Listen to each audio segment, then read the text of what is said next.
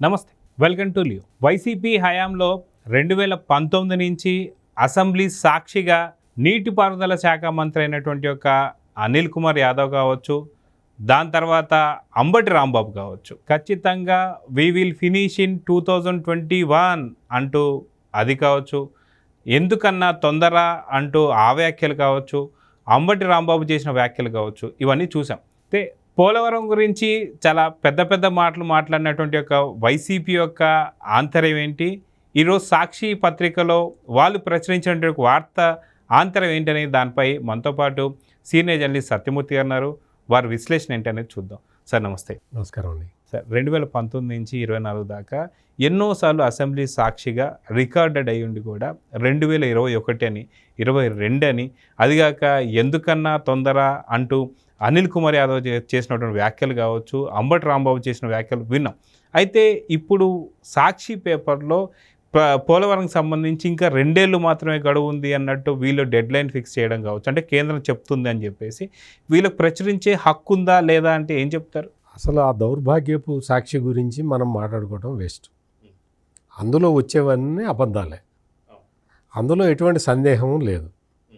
కేంద్ర ప్రభుత్వం కేంద్ర బడ్జెట్లో ఆర్థిక మంత్రి నిర్మలా సీతారామన్ ఏం చెప్పారు, డెడ్ లైన్ ప్రకారం, అంటే ఆమె షెడ్యూల్ కూడా ప్రకటించారు. షెడ్యూల్ ప్రకారం డెడ్ లైన్ లోపల మేము పోలవరం ప్రాజెక్టు పూర్తి చేసే బాధ్యత మాది అని కేంద్ర ఆర్థిక మంత్రి చెప్పిన విషయం ఈ సాక్షి వాళ్ళకి తెలీదు. తెలుసు, ఎందుకు తెలీదు?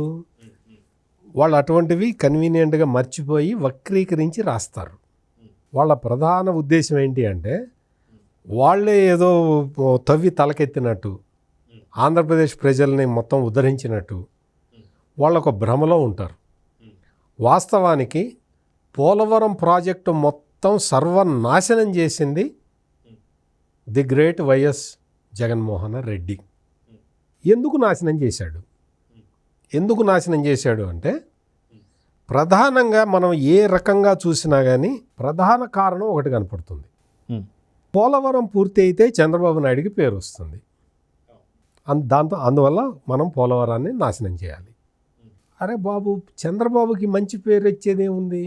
నువ్వు కంప్లీట్ చేసి నువ్వే నేను మొత్తం మహానేత వైఎస్ జగన్మోహన్ రెడ్డి ఈ పోలవరం ప్రాజెక్టుని పూర్తి చేసి పోలవరం ప్రాజెక్టుని ప్రారంభించారని వేసుకోవచ్చు కదా, పెద్ద పెద్ద తాటికే అంత అక్షరాలతోటి వేసుకోవచ్చు కదా. నిన్ను ఎవడు ఆపాడు? ఎన్టీఆర్ హెల్త్ యూనివర్సిటీకి పేరు మారిస్తే ఎవడు ఆపాడు నిన్ను? ఆపగలిగాడు నిన్ను? పోలవరం ప్రాజెక్టు కూడా పూర్తి చేసి నువ్వు మొత్తం దాని మీద మొత్తం నీ పేరే వేసుకొని చావచ్చుగా. రాష్ట్ర ప్రజల్ని ఎందుకు ఇబ్బంది పెట్టావు? రాష్ట్ర మొత్తం ఆర్థిక వ్యవస్థను ఎందుకు నాశనం చేశావు?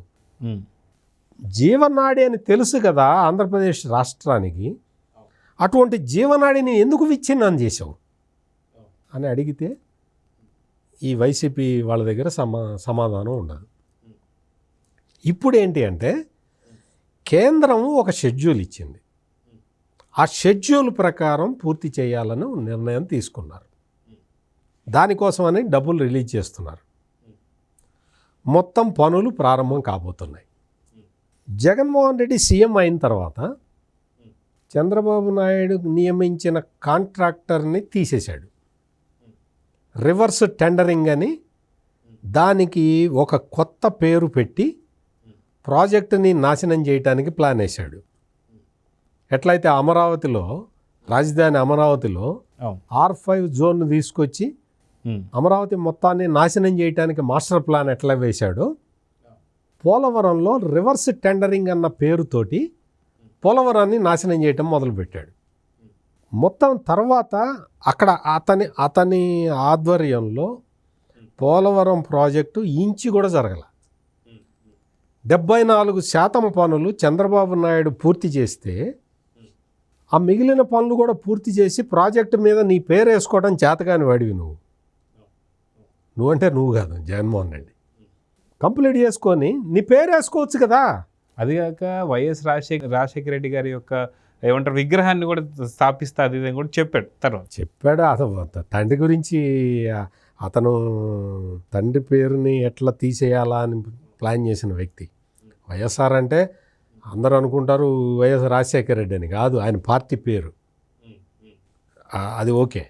ఇప్పుడు పరిస్థితి ఏంటి అంటే పోలవరం ప్రాజెక్టు మొత్తాన్ని, ఇంకా అసలు విచిత్రం ఏంటంటే అధికారం పోయిన తర్వాత చంద్రబాబు నాయుడు పోలవరం మీద శ్వేతపత్రం రిలీజ్ చేసిన ఒక 20 రోజులకో 30 రోజులకో జగన్మోహన్ రెడ్డి స్పందిస్తూ పోలవరం మొత్తం నేనే కట్టాను, కాంక్రీట్ పనుల్లో డబ్బులు మిగలవు, అందుకని కాంక్రీట్ పనుల జోలికి వెళ్ళలేదు చంద్రబాబు నాయుడు, ఓన్లీ ఎర్త్ వర్కే చేశాడు అని పచ్చి అబద్ధాలు చెప్పాడు.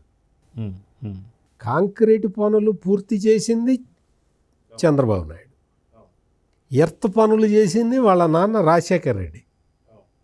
ఫస్ట్ స్పిల్వే గేటుని క్రస్ట్ గేట్ అంటారు, క్రస్ట్ గేటుని నిలబెట్టింది చంద్రబాబు నాయుడు. అంటే క్రస్ట్ గేటు ఎట్లా నిలబెడతారు? స్పిల్వే పూర్తి కాకుండానే క్రస్ట్ గేట్ నిలబెడతారా? మరి ఫస్ట్ క్రస్ట్ గేట్ కూడా చంద్రబాబు నాయుడు నిలబెట్టాడు అంటే అప్పటికి స్పిల్వే పూర్తయినట్టే కదా. మరి ఇప్పుడు ఈ సాక్షి మీడియా వాడు మొత్తం కాంక్రీట్ పనులన్నీ జగన్మోహన్ రెడ్డి చేశాడు, స్పిల్వే కూడా జగన్మోహన్ రెడ్డి కట్టాడు, కాఫర్ డ్యాము జగన్మోహన్ రెడ్డి కట్టాడు అని ఎట్లా రాస్తాడు?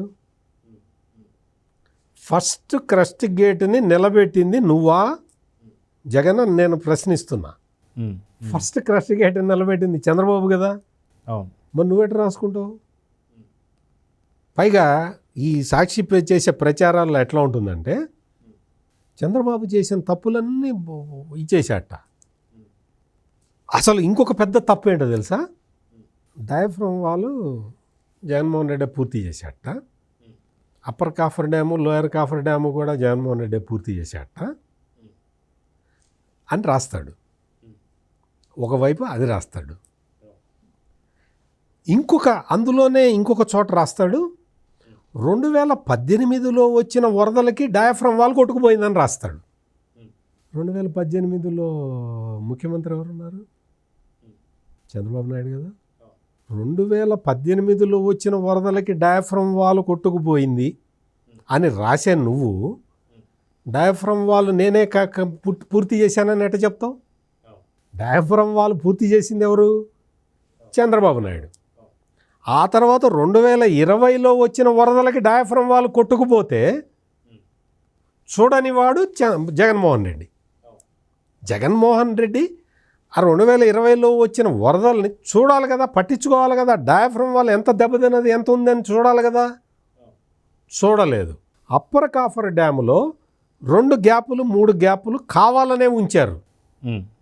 ఎందుకు అంటే మొత్తం పూర్తి చేస్తే బ్యాక్ వాటర్ తోటి తెలంగాణ భూభాగం మునుగుతుంది కాబట్టి అనవసరమైన కాంట్రవర్సీల జోలికి పోకుండా పోలవరాన్ని తొందరగా కడదాము అన్న ఉద్దేశంతో కొన్ని గ్యాప్స్ ఉంచారు. ఆ మాత్రం తెలియని వాడివి నువ్వు అసెంబ్లీలో ఏం చెప్పావు? ముఖ్యమంత్రిగా ఉండి గోదావరి ఇటుపోతుంది, గోదావరి అటుపోతుంది, ఓ 1,00,000 మెలికలు తిరిగి చెప్పాడు. మెలికలు తిరిగి చెప్పాల్సిన అవసరం ఏం లేదు.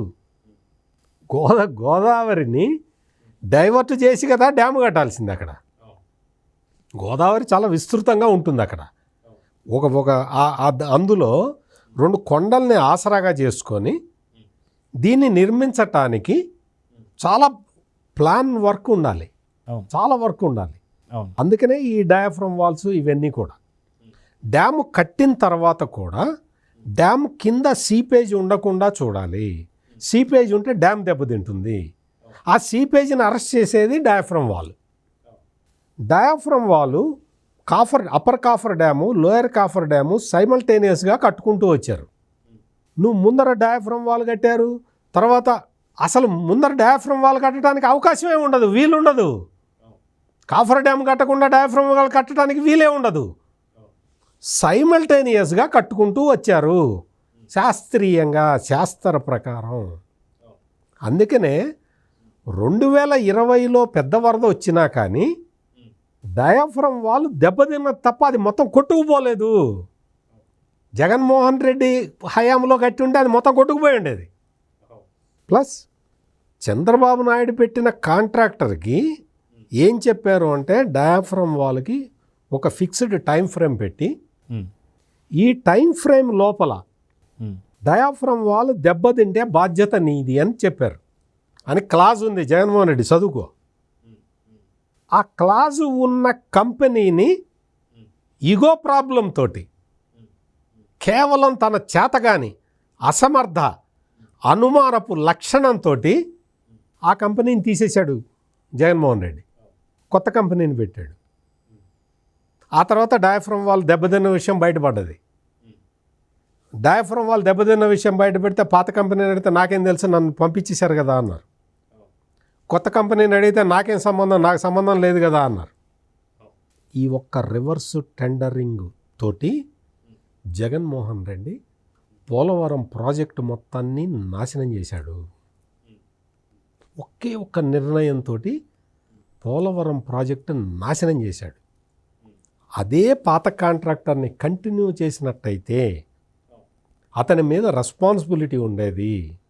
2020లో జగన్మోహన్ రెడ్డి వచ్చిన తర్వాత వరదల్లో దెబ్బతిన్నా కూడా పాత కంపెనీనే ఉన్నట్టయితే ఆ కంపెనీనే బాధ్యత వహించి డయాఫ్రమ్ వాల్ జరిగిన నష్టాన్ని పూర్తి చేసి ఉండేది. ఇప్పుడు నేను చెప్పాను కదా, మీరు చెప్పండి ఎవరి తప్పు కనపడుతున్నది? జగన్మోహన్ రెడ్డి. రివర్స్ టెండరింగ్ పేరుతోటి అవును. నువ్వు ఆదా చేసి చచ్చింది ఏమన్నా ఉందా? ఇంకా అంతకు మించి ఎక్కువ డబ్బులు కట్టబెట్టావు. చంద్రబాబు నాయుడిని చూడు, జగన్మోహన్ రెడ్డి తెచ్చిపెట్టిన కంపెనీనే కంటిన్యూ చేయాలని నిర్ణయం తీసుకున్నాడు. ఎందుకు తీసుకున్నాడు? మళ్ళీ అతను ఒక కుత్సిత బుద్ధితోటి కంపెనీని మార్చి పోలవరాన్ని ఆలస్యం చేశాడు. నేను కూడా అదే పని చేస్తే నాకు అతనికి ఏం ఉంటుంది తేడా అన్న ఉద్దేశంతో జగన్మోహన్ రెడ్డి ఏ కంపెనీకి అయితే ఇచ్చాడో ఆ కంపెనీని పిలిచి మాట్లాడితే ఆ కంపెనీ వాళ్ళు ఏం చెప్పారు అంటే, మాకు అన్ని ఫెసిలిటీస్ ఇస్తే మేము పనిచేస్తామండి, గత ప్రభుత్వం మాకేమి ఫెసిలిటీస్ ఇవ్వలేదు అని చెబితే ఓకే మీరే కంటిన్యూ కండి అని చెప్పాడు చంద్రబాబు నాయుడు. ఎవరు అడ్మినిస్ట్రేటర్? ఎవరు కుచిత బుద్ధి ప్రదర్శించేది? ఎవరు? నీకు మొత్తం కాంక్రీట్ వర్క్స్ చేస్తే డబ్బులు మిగలవు, అందుకని చంద్రబాబు ఎర్త్ వర్క్స్ చేశాడని చెప్తాడు జగన్మోహన్ రెడ్డి. కాంక్రీట్ వర్క్స్ చేసిందే చంద్రబాబు నాయుడు.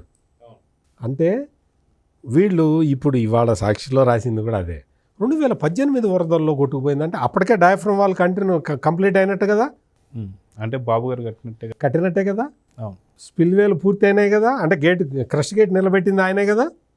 అప్పర్ డయాఫ్రమ్ వాళ్ళు లోయర్ డయాఫ్రమ్ వాల్లో గ్యాపులు ఉంచింది ఇంజనీర్లు చెప్తేనే ఉంచారు కదా. ఇక్కడ కట్టలేదు, అక్కడ కట్టలేదని పెద్ద డ్యాన్స్ ఆడుతూ చెప్పాడు జగన్మోహన్ రెడ్డి. అంత డ్యాన్స్ వేయక్కర్లా. ఆ గ్యాప్స్ ఎప్పుడైతే కాఫర్ డ్యామ్ పూర్తయిపోయిందో అప్పుడు డయాఫ్రమ్ వాల్ ఎప్పుడు పూర్తయిన తర్వాత కాఫర్ డ్యామ్ గ్యాప్స్ ఫిల్ చేస్తారు. సహజంగా జరిగే ప్రక్రియ అది. ప్రాజెక్ట్ ఎట్ట కడతారో బేసిక్స్ కూడా తెలియకుండా నీకు ఆ అంబటి రాంబాబు ఇప్పటికీ చెప్తాడు కదా, నాకు పోలవరం గురించి నాకేం అర్థం కాలేదండి. నీకు అర్థం కాదు, నీకేం అర్థం అవుతుంది? అంబటి రాంబాబుకి పోలవరం గురించి ఎప్పటికీ అర్థం కాదు, అర్థమయ్యే సమస్య లేదు. ఎందుకు అంటే అసలు గోదావరి రివర్ కోర్స్ ఎట్లా వస్తుంది, పోలవరం ప్రాజెక్ట్ ఎక్కడ కడుతున్నారు, ఎట్లా కడుతున్నారు అనేది బేసిక్ నాలెడ్జ్ కూడా లేదు. దానికి అసలు కాఫర్ డ్యామ్ ఎందుకు కడతారు, అసలు డయాఫ్రమ్ వాల్ ఎందుకు అవసరము అనేది అంబటి రాంబాబు కనుక చెబితే మనం ఆయన ఫోటోకి దండేసి దండం పెట్టచ్చు.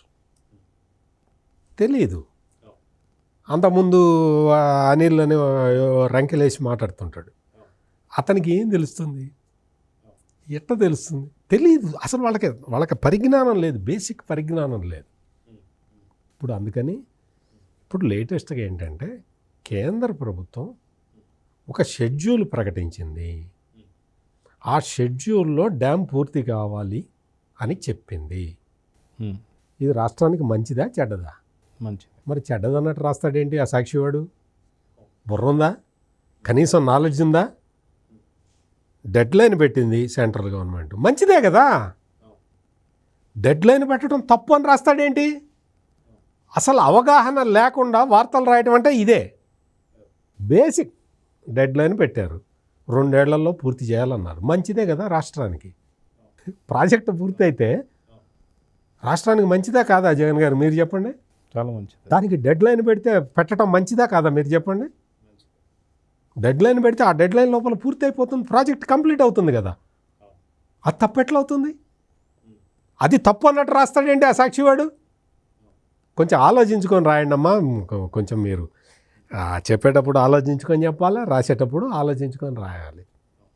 నువ్వు రాస్తావు పేపర్లో, ఇదే నిజం అనుకొని అంబటి రాంబాబు చెప్తాడు, అంబటి రాంబాబు చెప్పింది నిజం అనుకొని జగన్మోహన్ రెడ్డి చెప్తాడు. అందరూ అభాసుపాలు అయిపోతారు. జాగ్రత్త చూసుకొని వార్తలు రాయండి. సో చూద్దాం సార్, మొత్తానికి సాక్షి ప్రతిదాన్ని వక్రీకరించి రాయడం అనేది వాళ్ళకి బాగా వెన్నతో పెట్టిన విద్య. చూద్దాం ఏం జరగబోతుంది. నమస్తే. నమస్కారం అండి.